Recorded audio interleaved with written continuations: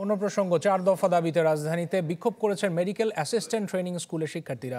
শাহবাগে পুলিশি বাধার মুখে পড়েন তারা। স্বাস্থ্য উপদেষ্টার ব্যক্তিগত সহকারী জানিয়েছেন, আন্দোলনকারীদের যৌক্তিক দাবি পূরণে আলোচনা চলছে।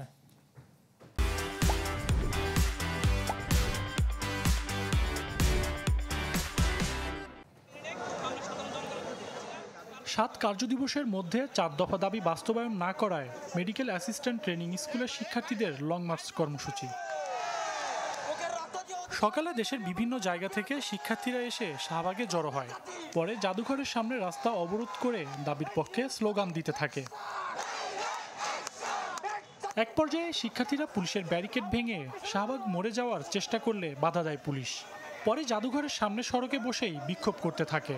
শিগগিরই 10ম গ্রেডের শূন্য পদে নিয়োগ, কর্মসংস্থান ও সরকারি বা বেসরকারি পর্যায়ে নতুন পদ সৃষ্টি, কোর্স কারিকুলাম সংশোধন সহ 4 দফা দাবি জানান তারা। আমাদের কোনো নিয়োগ নেই, আমাদের কোনো নিয়োগ নেই। তারপর আমাদের কোর্স কারিকুলাম হচ্ছে অসহযোগ কোর্স কারিকুলাম।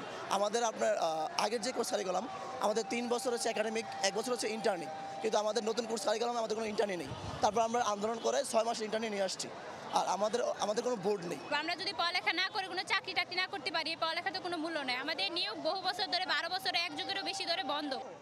পরে স্বাস্থ্য উপদেষ্টার ব্যক্তিগত সহকারী শাহবাগে এসে জানান, শিক্ষার্থীদের যৌক্তিক দাবি পূরণে আলোচনা চলছে।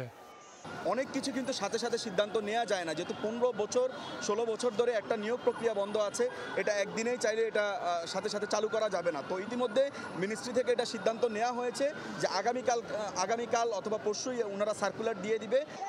ম্যাথস শিক্ষার্থীরা বলছেন, 1 যুগের বেশি সময় ধরে তাদের নিয়োগ বন্ধ আছে। এতে অনিশ্চয়তায় তাদের শিক্ষাজীবন। সজল সাইক, চ্যানেল 24, ঢাকা।